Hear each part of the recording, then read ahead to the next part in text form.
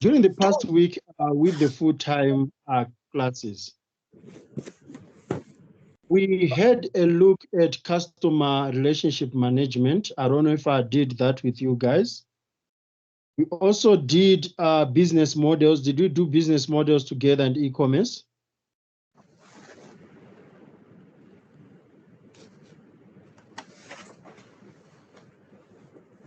Because I can't remember when we had that first class, how far we went that day. But you realize that we discussed the 5 Ds of digital marketing, if I remember very well. So the digital community in itself, it's broad, as we engaged that they are digital immigrants, they are digital natives, they are digital refugees. You remember that, right?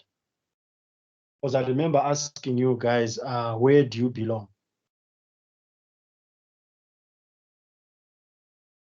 Yeah, I remember that. Okay, perfect. So now you'd realize that before businesses practice digital marketing in the digital community where they promote their brand, because digital marketing is all about the promotion of a brand and its product on online platforms. So before you promote a brand, you do what we call a situation analysis. This term situation analysis, you've come across it in different fields. You come across it in social sciences, you come across it in communications. I'm not from financial background, but I think you can also come across it in accounting and other fields. From the word itself, it simply means that you just need to analyze the situation where you find yourself in. So if you are to participate in the digital marketing, if you are to participate in the digital community, you need to know what is it that is going to influence you in your engagement with customers. So you need to sort of do an environmental scanning. How do these platforms work, for example? Because if you do not have the technology know-how, it will be difficult for you to conduct yourself in that manner. I've come across, especially from the community where I come from, you go to the church or you go to the school, at that church or at that school, it is only the leader who has got access to the church's Facebook pages or social media accounts, or it would be the school principal who hangles, because she or he managed to create that to promote the school brand. But as a result, that principal doesn't have any marketing knowledge to run that social media platform for the school. So would be potential parents would come to the Facebook page and see that this school exists. Now they want to engage with that school, only to realize that content that was posted there, it was posted maybe 5 years ago, to an extent that even the school fees that is listed there, you'd realize that it's school fees maybe for 2019. Now you have got a parent who was exposed to a business to the school business on Facebook. Then they go to the premises carrying the amount that they saw on Facebook, that this is the school fees. Then all of a sudden you hear the school authorities saying that, you know what, this is the very old rates for the school fees. The current school fees is so and so. Ignore the school fees that you got on Facebook. But how can you ignore something that you got on the official account of the entity? So it becomes very difficult, because you realize that most of the people who are participating or who are practicing digital marketing, they do not understand the principles or the theories that are related to that. You find a pastor, not constantly updating scriptures on Facebook, but he is the one who is managing that account. So it requires consistency. It requires, online presence, being alive at all the times, being aware of the situation of the environment that you operate in. So this week, we are going to be looking at that. And there are many components that you focus on when you look at the digital marketing environment, okay? But we group the digital marketing environment into two. So we have got the macro environment. This is the broader environment whereby the organization does not have control of it. So you look at the broader influences, the wider influences that can affect a business. And as a business, you need to adapt to those influences in order to survive. You do not have any control over those influences. The only thing that you can do is to navigate on those situations. So for the macro analysis, we normally apply the PESEL model, whereby P stands for political, E stands for economic, S stands for social, T stands for technology, L stands for legal, E stands for environmental. So some they call it PEST, some they call it PESTEL. It just depends on how you want to apply it. But that's the approach that you normally use when you are dealing with the macro environmental analysis. So for example, under political, you can look at governmental laws, you can look at legislation, the political environment in a certain situation, in certain countries or certain locations. There are political factors that can influence the way you conduct yourself online. Okay? Sometimes political factors are normally linked with legal factors because most of the legislation, most of the legal requirements are decided on by politicians, which is political, which is government. So the legislation will be decided, for example, if there's a bill in parliament, politicians vote on that bill, then it becomes a legislation. So for example, POPI Act, it's something that you do not have control over, but it can have some huge implications on how you conduct yourself online. How do you handle customer data? How do you handle competitor data? How do you handle the information that you have as an entity?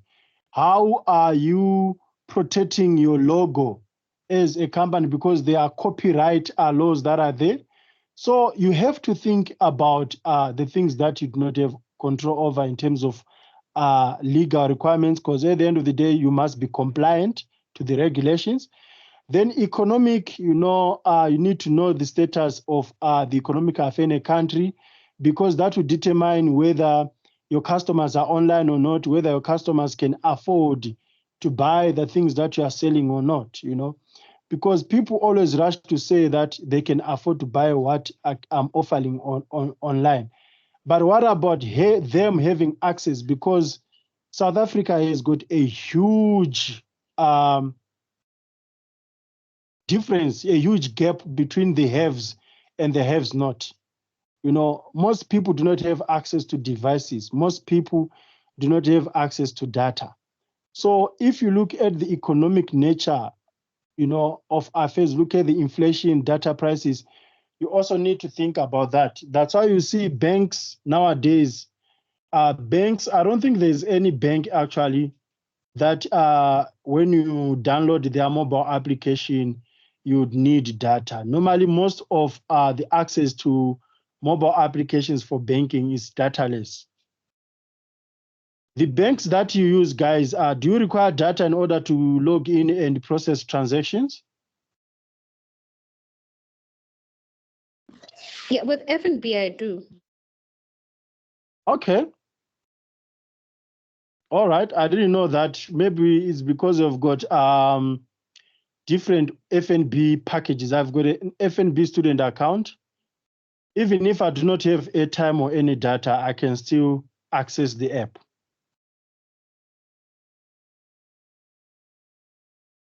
Or maybe the brands will actually do profiling, which is segmentation, to say that this segment based on the balances, they cannot afford data. Let's just give them free access. I think Facebook Lite, I don't know with Facebook Original, but Facebook Lite also does that. So realize that you can be able to log in on your Facebook and be able to see everything that is happening. They'll be able to engage. But the only problem is that you won't be able to see any images. Images will require data, but you can see other activities that are in text. You can be able to access them. I don't know if you have played with that.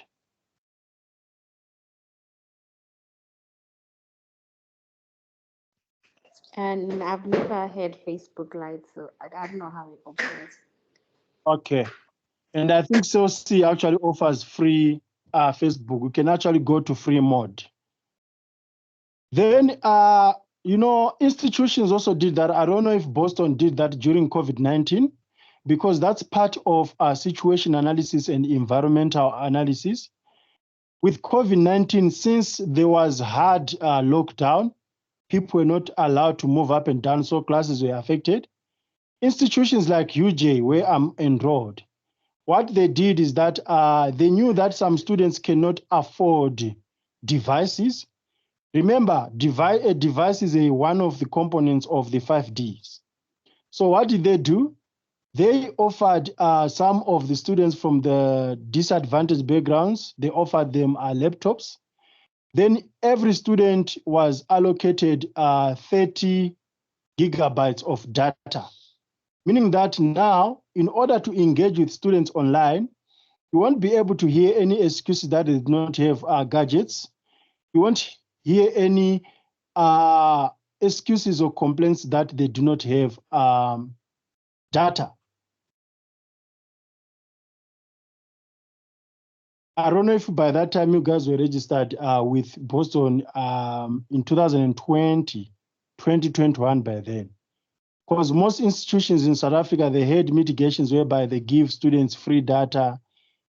Sometimes they can even give students locations where they need to go and access computers so that they engage with them online.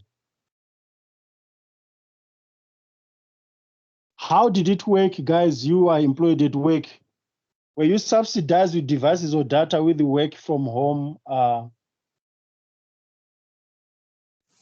Yeah, for me, because you normally when we at the office we used to have the desktops, but when COVID came, everyone we get rid of the desktops, and then everybody was given laptops, and then everyone was given a certain amount of money that is limited for data. For example, our limit was 1,000 rand for data.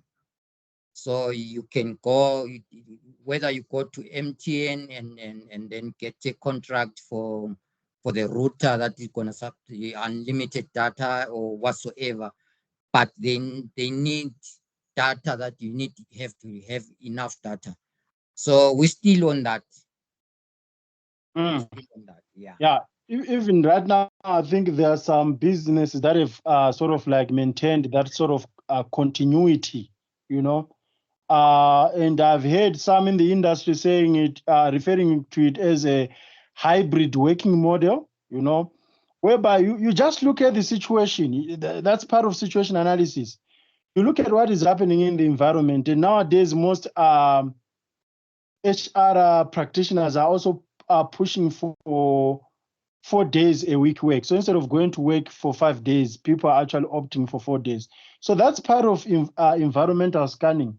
And you need to ask yourself as an entity, like, how are we going to navigate this? This has been thrown to us. Now, how do we navigate it so that we remain victorious, so that we operate efficiently and we can engage with our customers.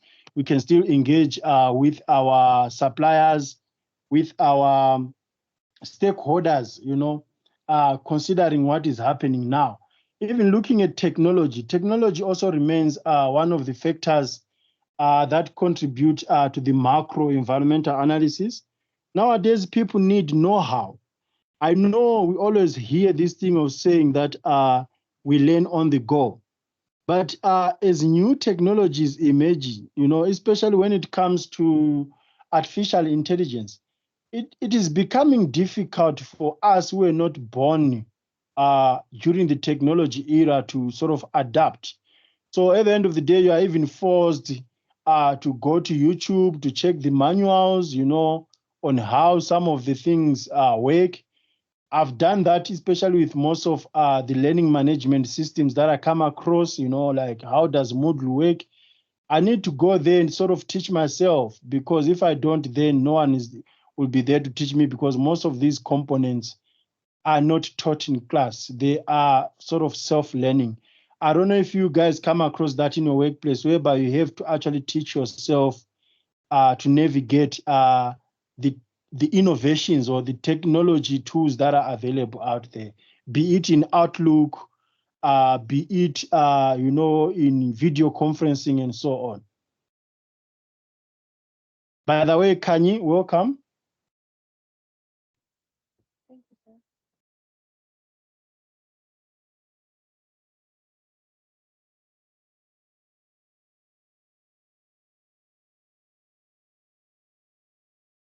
So those that I was discussing were my macro environment, which is part of the digital marketing environment. Remember, I said there are two types of the components of the elements that you consider when you are looking at the digital marketing environment.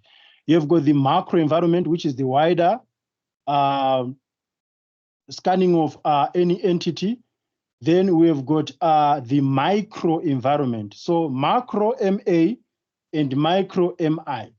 Micro is one that is very close to the business, and it affects the operating system of the business. So without these elements of a macro, it might be difficult, very difficult for a business to survive. So we look at customers. Customers are central to business, because without customers, it would be very, very difficult for businesses to survive, because they need to generate sales.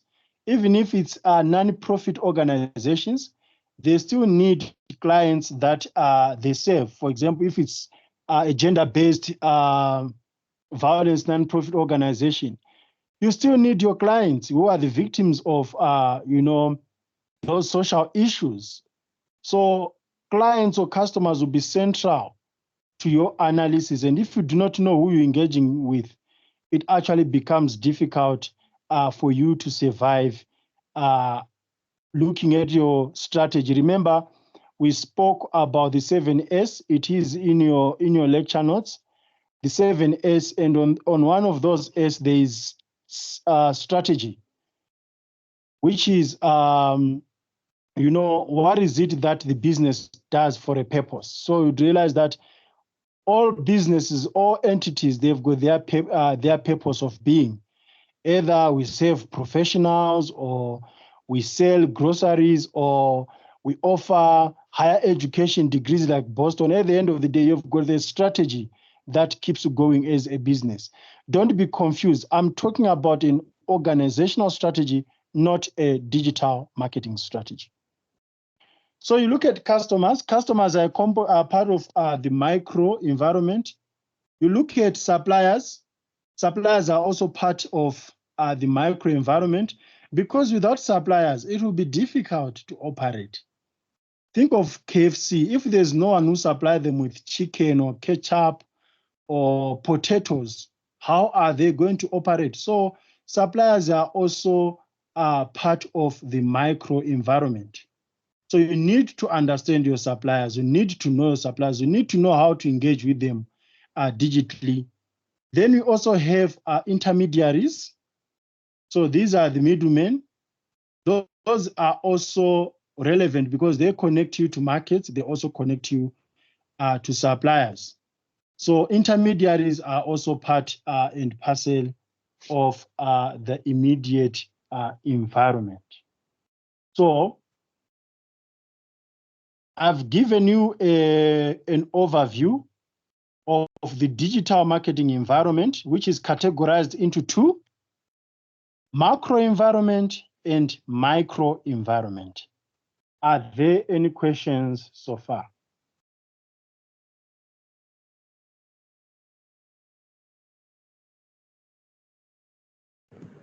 No, not for me at the moment.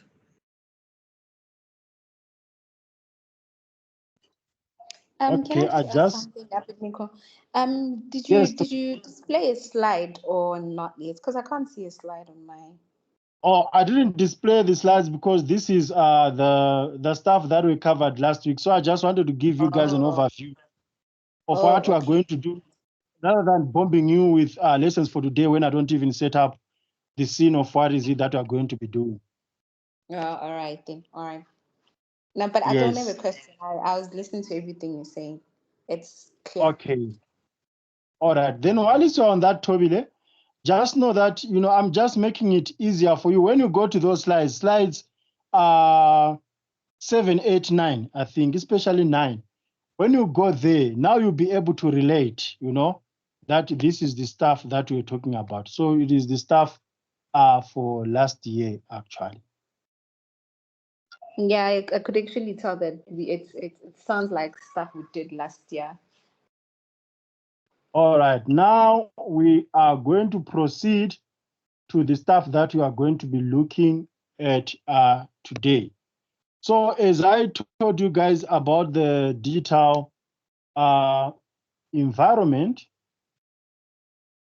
we are going to start with the micro environment.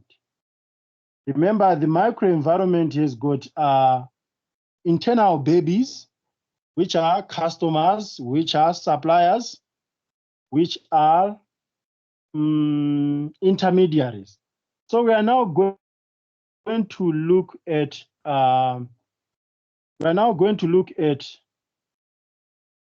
customers. So in this lesson, I'm just opening the slides for you.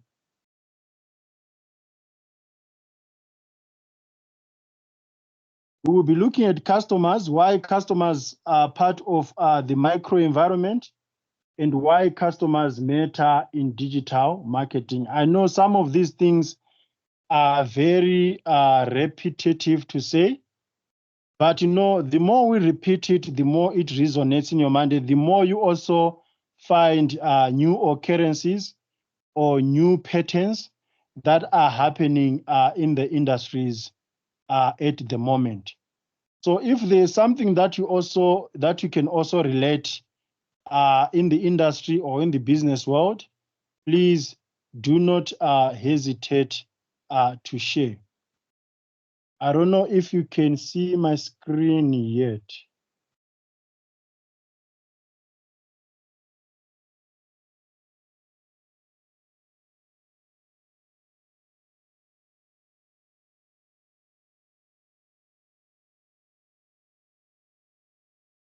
Can you guys see my screen yet? No, not yet. Okay. Let me join.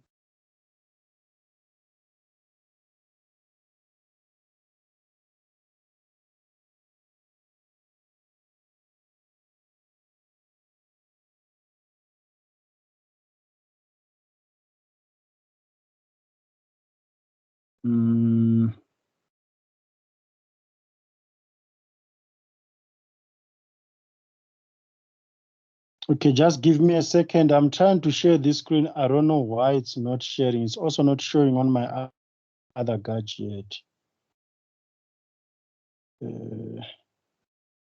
So while it's on that, just know that the digital marketing environment is not only for brands, it is also for customers. So as customers, there are also ways that you need to conduct yourself, and you need to be able to understand the situation in which you comment, you post information, because it is very easy to violate law.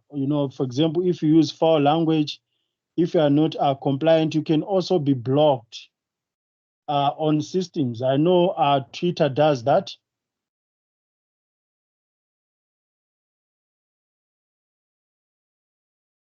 Have you guys been blocked at some point?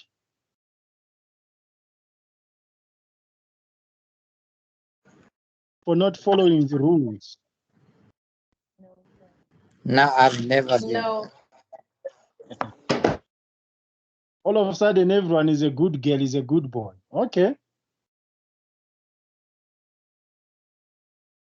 So I would realize that even companies can also be blocked for violating the rules or for not doing something that they are supposed to do. You know, you have seen even politicians, even known people like Donald Trump. I don't know, has he been readmitted into Twitter?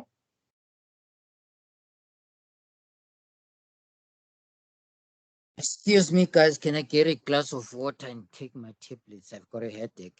Just few minutes. Okay, I hope you get well soon. Guys, has Trump been admitted on Twitter yet? I have no idea. The last news I heard was when they banned him from Twitter. I'm not sure if he's been readmitted since that time. Also, with the fact that I don't even have Twitter, so I have no idea what's happening there. I like your confession, though.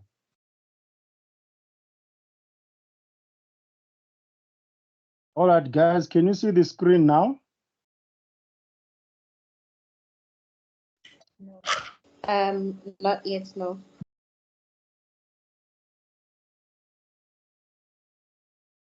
Very interesting.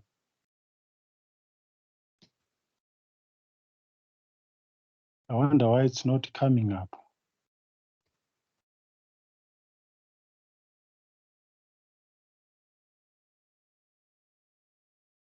And now?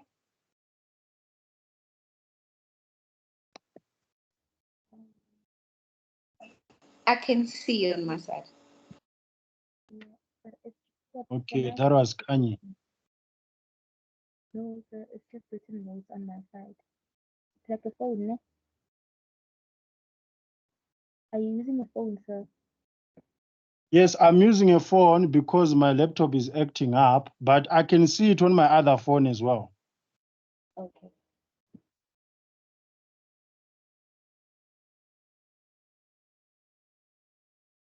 Okay, so we are going to start with customers. We are going to have a focus on customers because customers are central to digital marketing. All of the insights that we generate, you know, we look at the concept of consumer behavior, how we can adapt, you know, to the things that, to the way content is shared online, to the way platforms accommodate customers.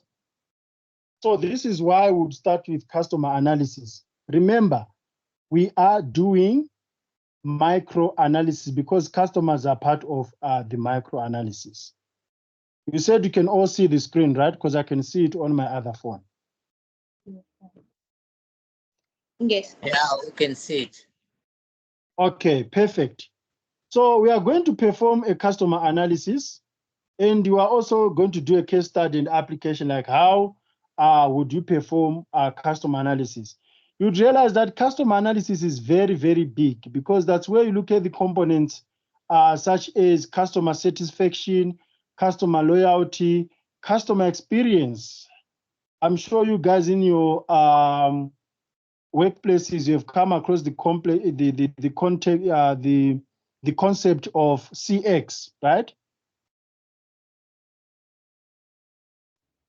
Please elaborate on that, sir. What is CX? CX as in customer experience. Oh, no, it's something new. We also have EX, which is employee experience. We have UX, which is user experience. So most of these stuff, we are also going to unpack them as the semester progresses. And these are the terms that you are going to come across. I've already explained to you the microenvironment and macroenvironment. Then we have got environmental scanning, we've got situation analysis, we've got multi-screening, and we've got online marketplace. Which term there on your left, would you say it's very new to you? Like it's your first time hearing about it?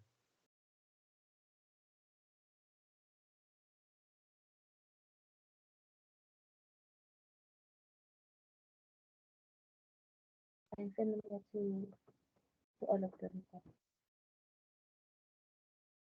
Kanye, you are whispering, I can't hear you. Oh, I'm saying I am familiar to all of them. Okay, all right. You realize that you've come across all these terms. Perhaps we may struggle to apply them to digital marketing, which is what I'm going to help you guys understand.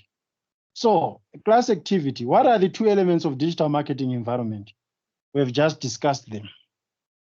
Just to crack your minds here. Please repeat your question. What are the two elements of the digital marketing environment?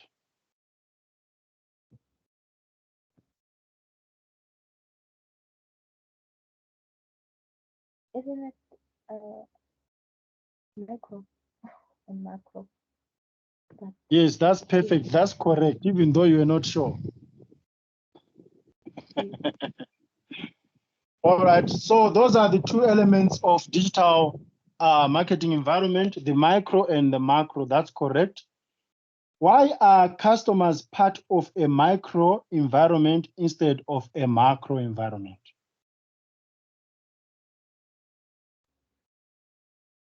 Are you saying why customers are part of micro? Yes. Because micro, it's like stakeholders, so we have control over them. So micro is something that we have control. Micro, is it micro or macro? Micro. Yes, macro. Micro is is something that we have control over. So it's like the stakeholders, people that contribute to. Yes, so you'd realize that with customers, we can control them. I know people are always say that customers are not controllable. They are. You can segment them, you can group them, but when it comes to social factors, you cannot control what is happening in society. Honestly, you cannot control the trends in society. But with customers, with suppliers, you can control them. You know, you can choose where to buy from, where to get supplies from. If you are KFC, for example, you can do that. So this is why customers are part of the micro, and also they do have the immediate effect of the trading environment of any business. So if you do not have customers, for example, your sales may drop sharply, and sometimes, you know, customers can actually kick you out of business. So they've got a direct impact on your trading environment. Then the last question, guys, why are we studying this? In other terms, why is analyzing the digital environment important in digital marketing?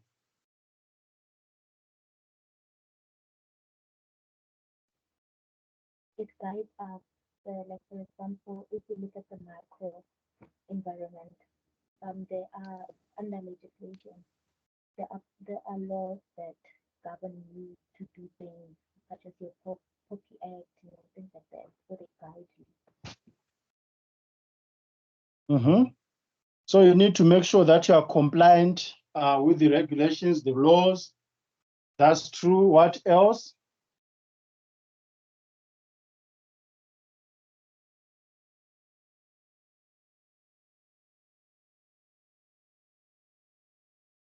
What else, Vazalwan?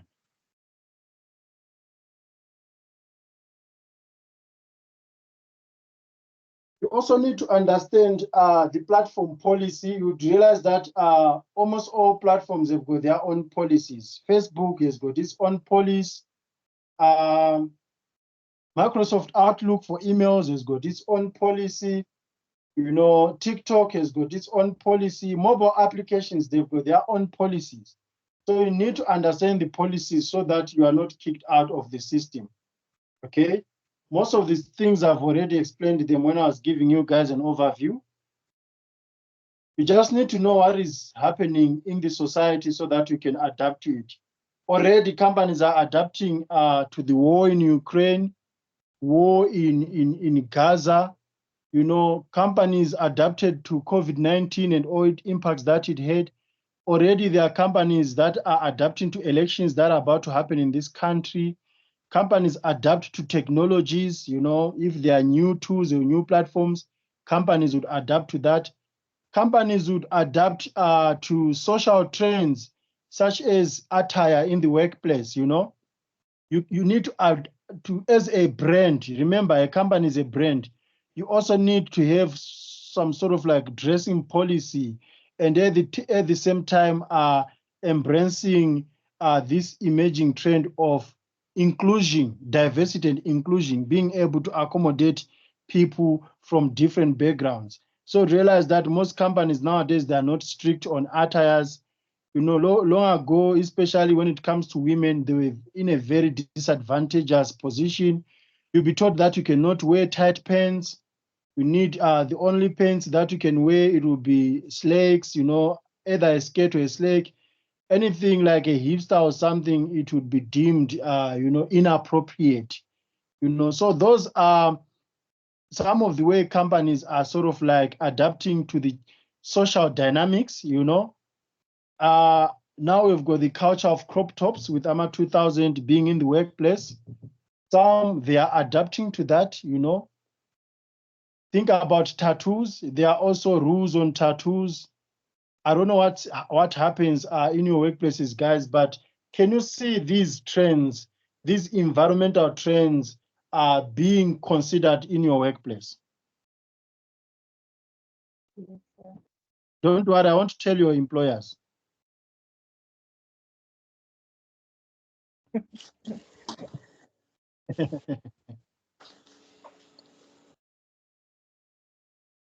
Probably your mic was unmute. You said something, I didn't hear you.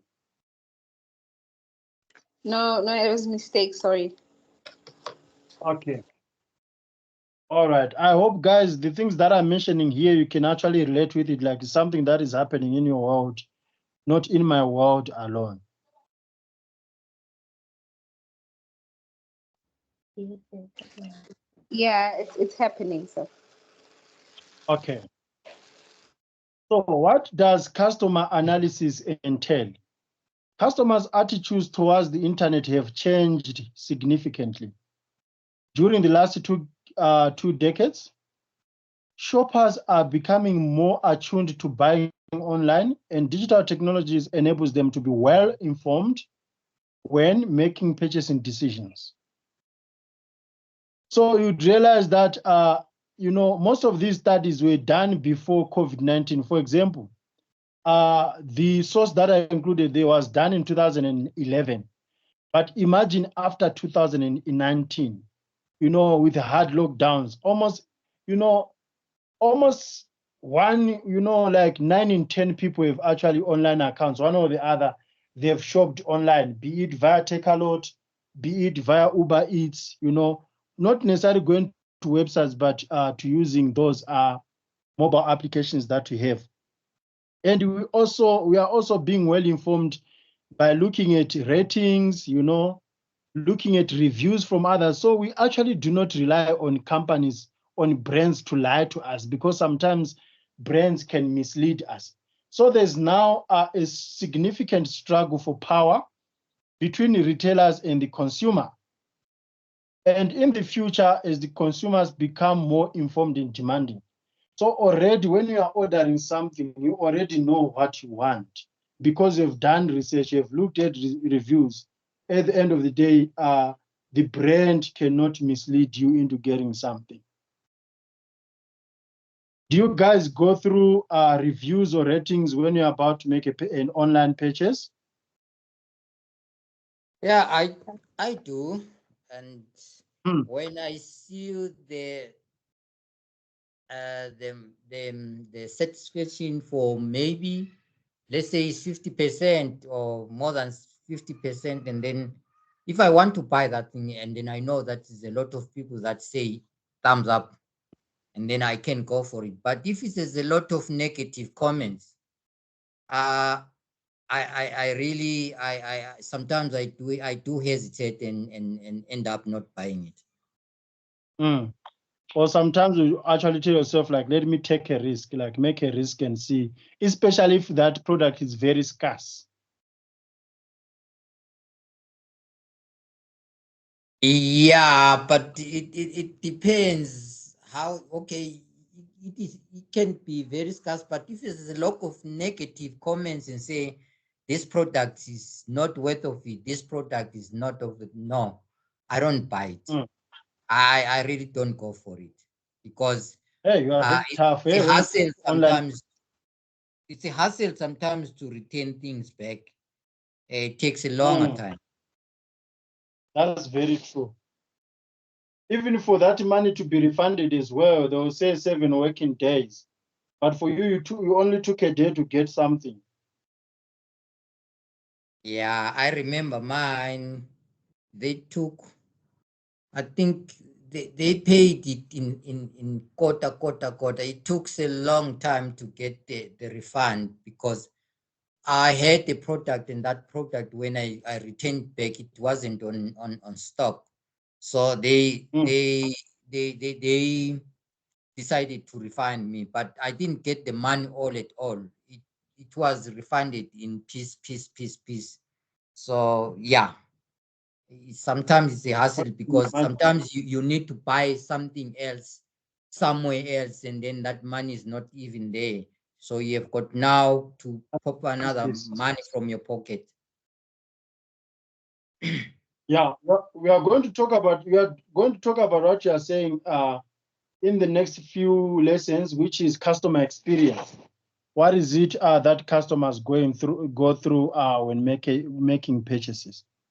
So from the micro environment perspective, customers are important actors in a brand's immediate trading environment, and analysis of their behavior is central to understanding of the trading situation and ultimately digital planning. So consumer behavior analysis can be considered from two perspectives. The first perspective, demand analysis.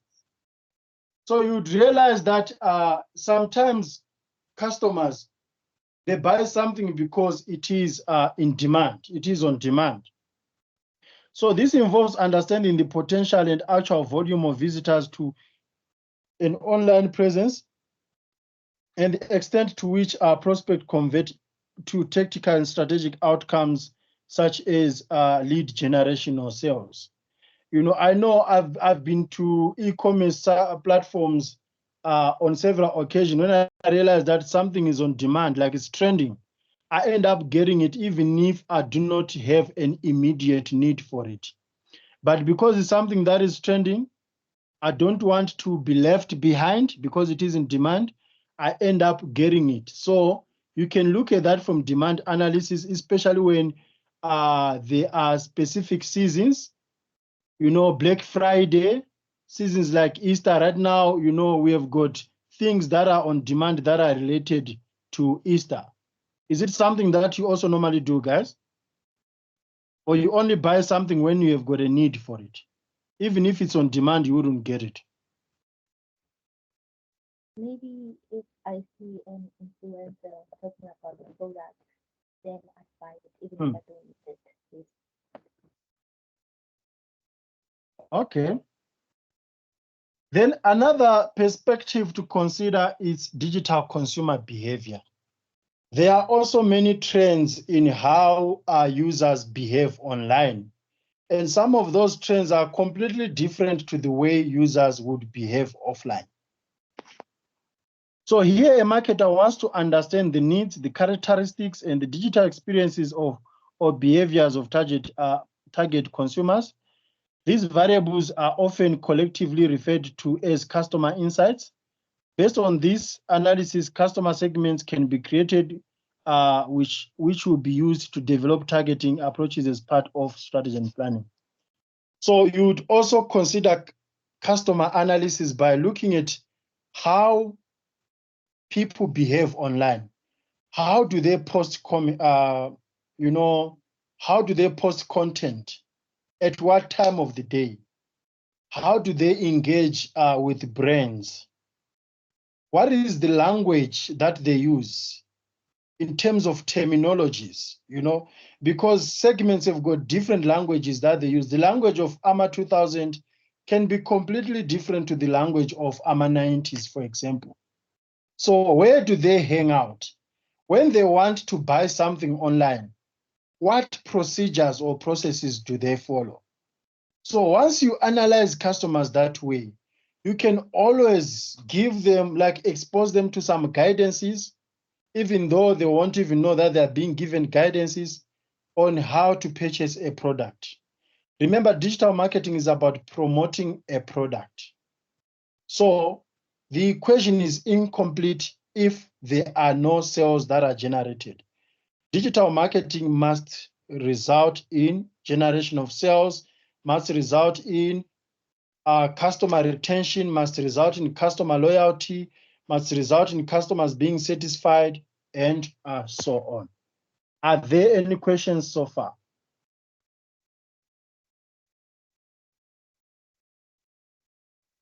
No, I'm good.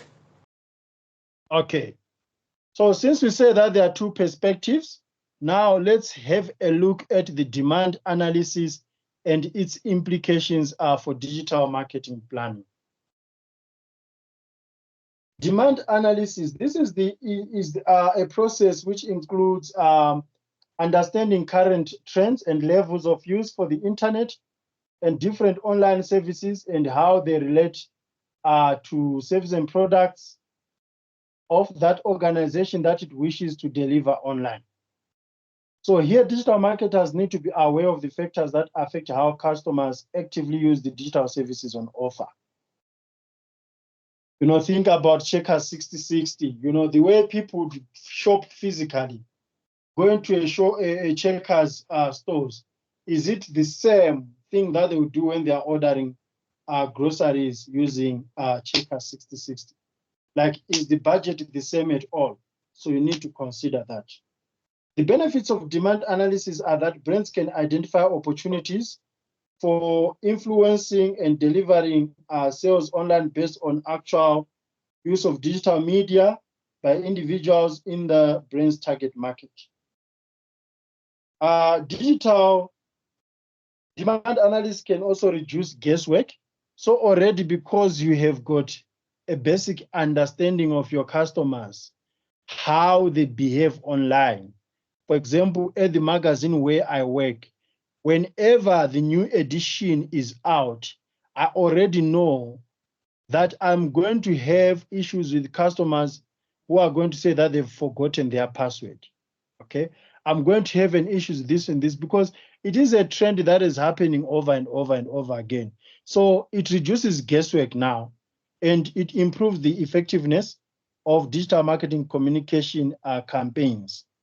Assessing demand for digital service by looking at these generic factors can enable marketers to set more realistic strategic objectives for each target segment. But in order to do this, the digital marketer also needs to assess the volume and share of customers who have access to the digital channel.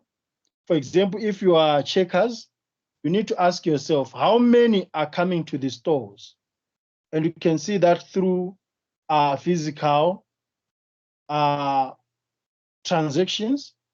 You can then assess how many are coming through the online channels. It's easy, they do that. They've got tools and technologies to actually assess that. So you can actually see the volume of people who are ordering online and the volume of people who are actually coming to the store. Even if you are KFC, even if you are Nando's, you can be able to see how many orders are being made from the mobile application and how many people are coming to sit in the restaurant. That way you can actually tell whether your efforts, your digital marketing efforts that are having are really worth it or not, because sometimes you might be wasting money on something that is actually not working. You also need to understand a share of customers who use specific online services, which may affect the purchase decision, like price comparison sites such as Hippo or Price Check website, social networks, and specialized blogs. For example, lots of people would use Hello Peter as well. You also need to assess the volume and the share of customers who are influenced by using the digital channel, but purchase using another channel as part of the multi-channel buyer behavior. This one is very tricky, and I always struggle with this in my field of work. So what happens that you have got a pay-per-click advertising that you have placed, be it on search engine result pages or on social media platforms. So the only way you can tell that people are actually engaging with that banner, that digital banner, is if they click on it. But you've got people who do not click on the banners. You just view it, you realize that, oh, this thing is available at Pick and Pay, and you then go to buy it at the actual physical store. So now it's difficult to trace the customer journey, because if it wasn't for that digital banner, the customer wouldn't have gone to the physical store. So how would you know, why did the customer got that product?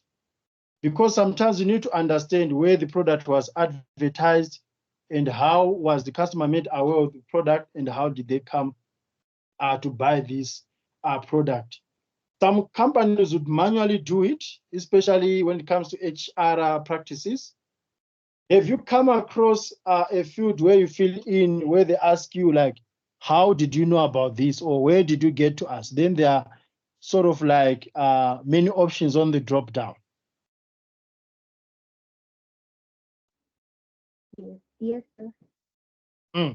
So that's part of tracking, the multi-channel buyer, even though it's not only involved in purchasing. Even HR, when you are applying for jobs, they would ask you like, where did you hear about us? So they would then synthesize that information. If, for example, out of 10 people who submitted the CVs, 7 said we heard via Facebook, 2 said we heard via LinkedIn, and 1 said that I heard from a friend. Already, you know that you are more visible on Facebook. The majority of people who came to you knew you through Facebook. So all of a sudden, you can capitalize your digital marketing efforts by focusing on the Facebook platform. I don't know if I'm making any sense, people. Yes, you Yeah. do. Okay, thank you. Then let's look at the implication for conversion model. So here we are actually looking at conversion marketing, because awareness is not enough, guys. I think I emphasized this when we had the first lesson. Awareness is not enough. Most brands use influencers, and celebrity endorsement for awareness. For example, would come across a Nivea product whereby they use Shoma Josie, or you come across a Shield product whereby they use Kamompela or Caspar Noves. It is good because the followers of those celebrities are going to be exposed to that product, and the reach will be so big. However, how many are actually being converted into customers? So that's when we look at the conversion models, because viewing alone does not bring sales.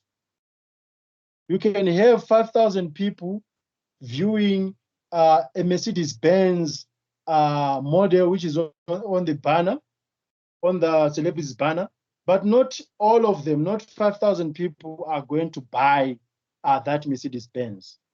So how do you calculate the conversion ratio? How are we going to convert these users? Because someone can just click on that Mercedes banner because they love the Mercedes brand, but they cannot afford to buy it. Some will actually put that on their wallpaper, then that's it. Okay. So as part of situation analysis and objective setting, experienced digital marketers build conversion or waterfall models of the efficiency of their web marketing. Using this approach, the total potential online demand for a service in a particular market can be estimated, and then the success of the company in achieving a share of this market can be determined. Conversion marketing tactics can be used to convert as many potential site visitors into actual visitors, and then into leads, customers, and repeat customers, which is customer retention. Online purchasing decisions processing could be looked at using the hierarchy of effects model, originally developed for assessing the efficiency of offline, which is traditional marketing communications. So realize that if you go to a site and if they really want to entice you, all of a sudden you are bombed with a promotion. Like sign up for a newsletter, you are going to get 10% off your first order. That's part of conversion. Have you come across that, guys?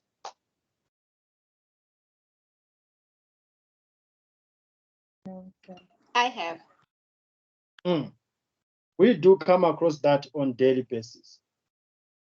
There are conversion metrics that can be used, of course. So we've got awareness, efficiency.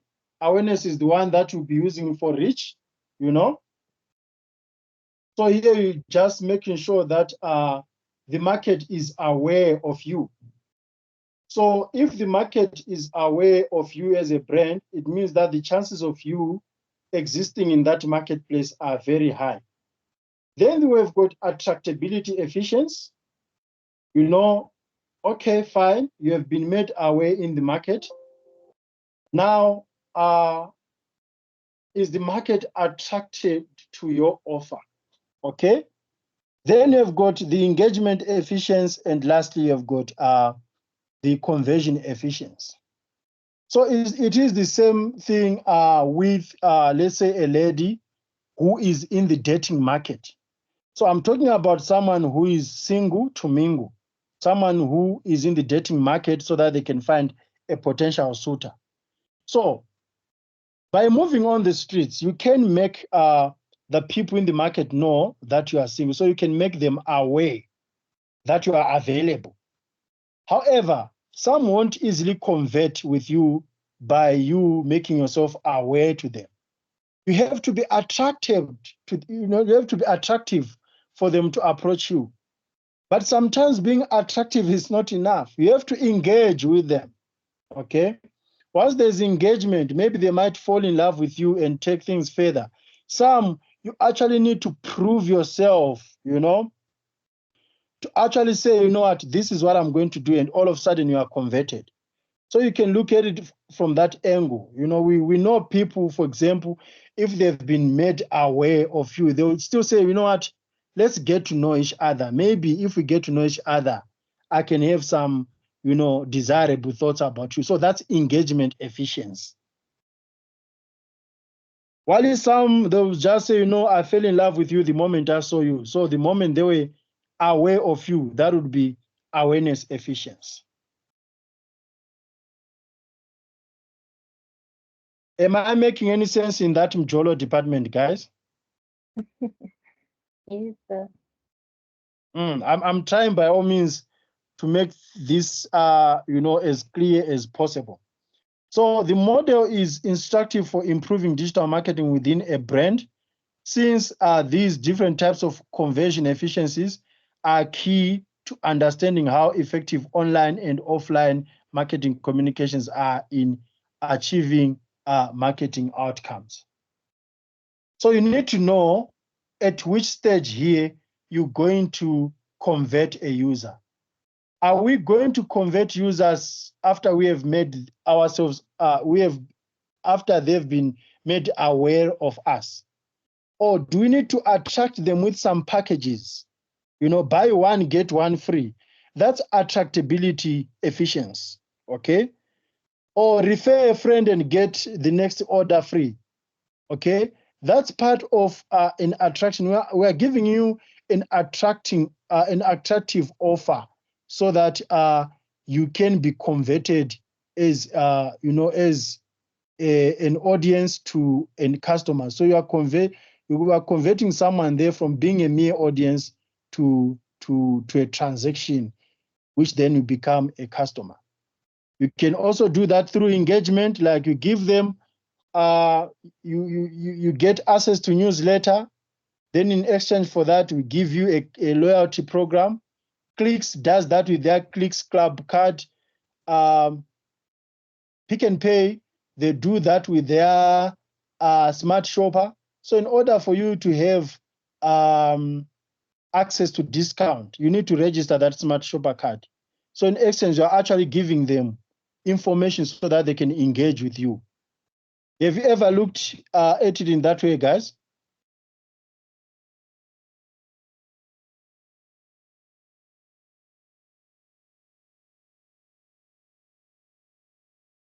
We exchange our information, guys, to engage with organizations. So that's a model for digital marketing conversion process. I think and I believe it is in your textbook, especially when you are looking at digital platforms like a website. So you'd have the universe, internet universe, which is the digital community there. So in that universe, you've got a target group. So you've got a specific target audience, be it using paid media, like you've paid a celebrity, or using owned media, or using earned media.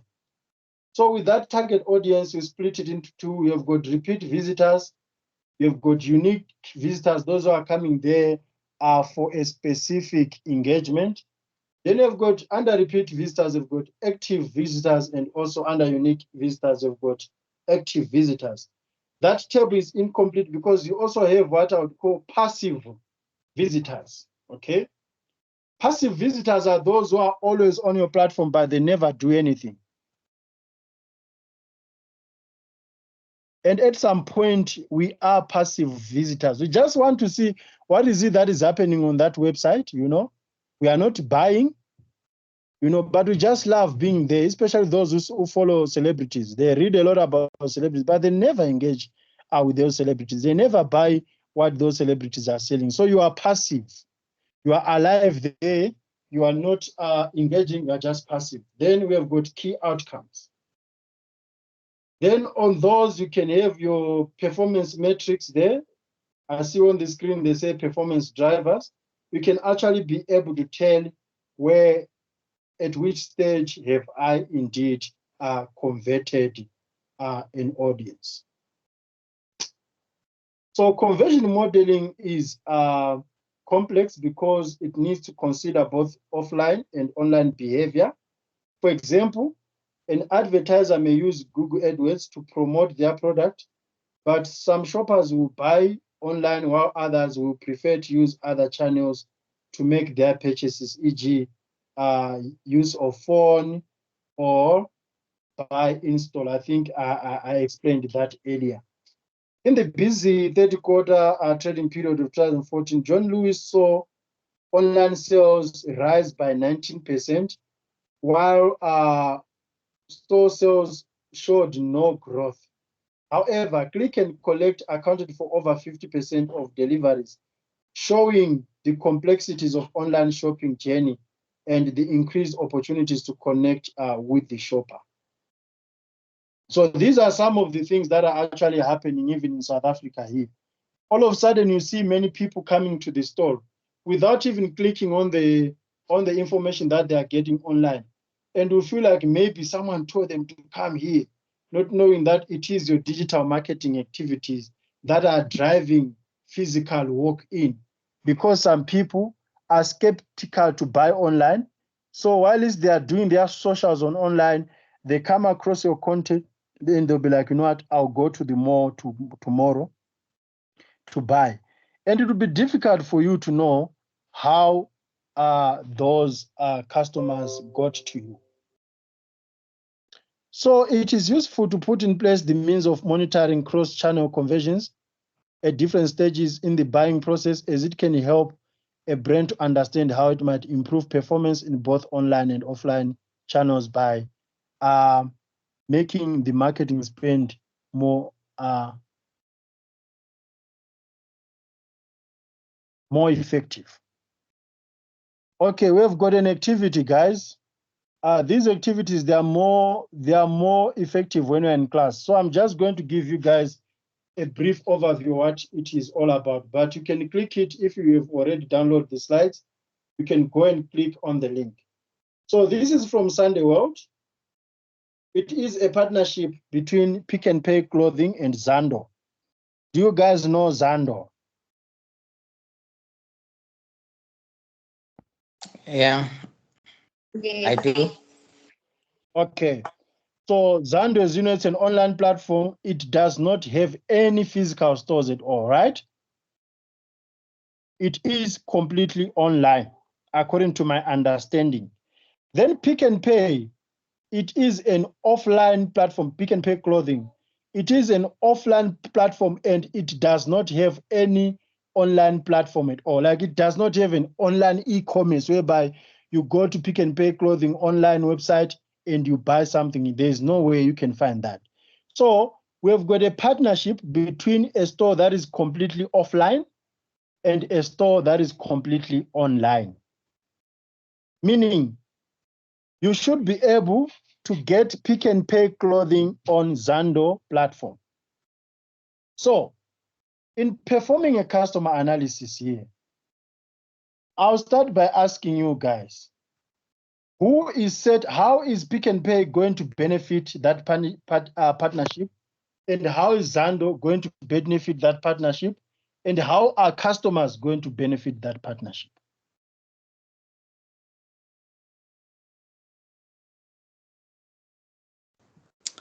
I will start with customers. They will get their shopping online. That is they're no longer going to Pick n Pay to do shopping. They can go to Zand and do online shopping from Pick n Pay. So I think that one is beneficial for the customers because they don't need to go to Pick n Pay straight to do shopping. So there's now a shortcut and an easy way to get their things from Pick n Pay through Zando. Okay. Then how does Zando benefit from that?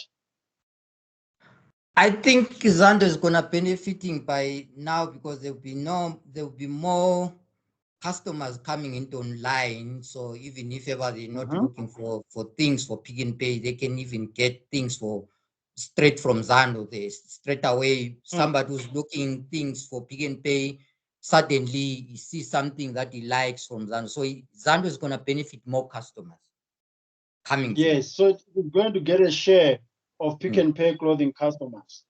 That's correct. And how would Pick n Pay benefit now? I think Pick n Pay will benefit in terms of there are customers, I'm sure, who would like to just do online orders and just get their items delivered. Because of that, I think they might attract a lot of customers into their stores and the sales might just go up because of that. That's very true. And so I think there might be also a high online traffic. Okay. Yeah. All right. The other thing that, okay, Tyson, you're saying something? And also, because of people sometimes these days, because everybody's shopping, mostly they're shopping online. So I think Pick n Pay can gain the loyal to customers because now the customers, they're not going to go away. They're going to still, benefiting online and in shopping.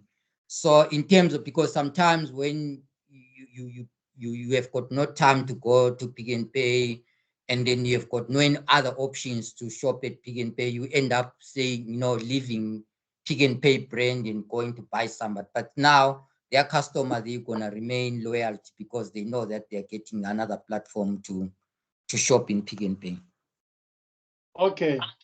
Just to put it in another way of how you're saying. So here you're trying to say that Pick n Pay is not going to have more customer defections like brand switching because Yes. it is also online, because sometimes someone will say, you know what, I'm going to get it at Edgar's because at Edgar's I can shop online. Exactly. So you want That's what exactly what I'm customers saying. want to do that. So Yes, yes. some of the customers they will remain loyal to Pick and Pay because now they know if I don't go to Pick and Pay shop now, I can shop in Zando and I can get things for Pick and Pay. So they still maintain their customers instead of a customer say no, because Pick and Pay now is very far from me and people they are shopping online. Let me go and buy somewhere else at gas because they will deliver at my place. So that's what I'm trying to say exactly. Okay. Then to add on, one of the things that you guys did not mention, the other thing that Pick and Pay can benefit is that it won't use its resources for digital marketing efforts. They now have Zando to do everything for them. Can you see that, like the payment gateways, the communications it will be managed by the online platform. Can you see that, guys? Yeah. So they won't have any marketing efforts, really. You know, even the management of online sales, it can be done by Zando. They just get a share out of that. So that's how you do customer analysis. Because if you don't do proper customer analysis, you think that you are making a good move, not knowing that you are actually losing lots of customers as a result of that. So consumer choice is a crucial step in the purchasing process, and digital media now play an increasingly important role in buying decisions. So now you need to understand consumer choice, and you'd realize that the management for Pick and Pay, they actually thought the same way that you guys are thinking right now. Like, you know what? We do not have any digital platforms here. If we do not do this, we are going to lose customers. The consumer choice, based on the research that we have right now, the consumer choice is directing that people are now shopping online. Their choice is online transactions. So how do we do this? Let's partner with Zando, you know. So you also need to be able to do proper research, come up with customer insights before you make any move, because you know there are those surveys that you guys are asked to do. Most research outcomes come from those surveys or things that are asked randomly by the brand. They actually get some insights from that. So for many consumers, the internet is the first place to look for information that will inform what they buy. So the internet plays two roles. The first role is that the internet is a vital part of research process. We know that, you know, when you want something, even if you are not going to buy it online, you Google it first, you search for it, you look at reviews, you look at how it works, then you go to the store. But also the internet is used at every stage of research process, from the initial scan to the more detailed comparison and final checking and specifications before purchase.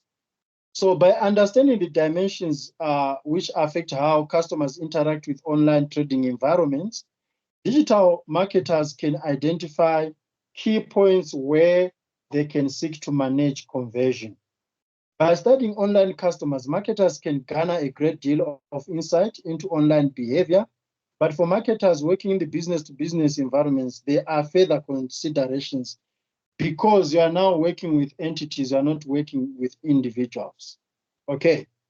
So in conclusion, understanding the individual nature of consumers is fundamental to marketing practices and planning. So this is why we are studying customers and we are considering them as part of the micro environment. There are two key areas which can prove very fruitful when aiming to identify consumer variables. So you look at demographic variables where you focus on gender, on race, and so forth. You also look at psychographic variables where you focus, you know, on people's attitudes, their beliefs, and so on.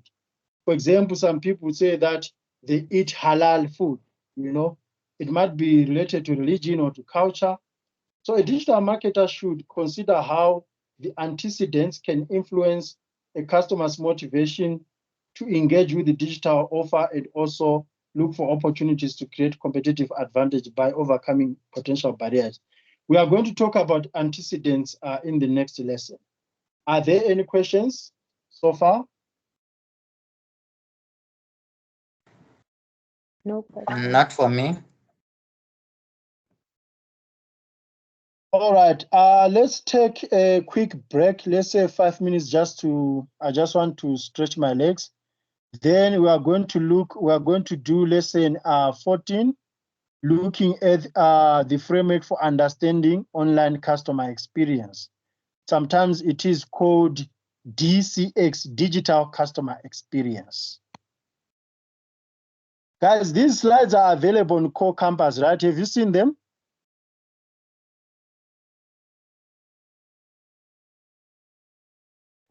Yes, I've seen them. I've seen them. Okay, that's perfect. So there's no need for me to share these slides in the group. That's what I'm trying to say.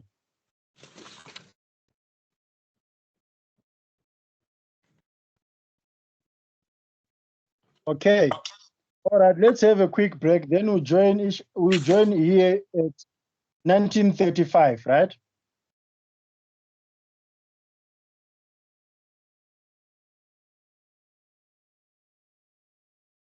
Okay.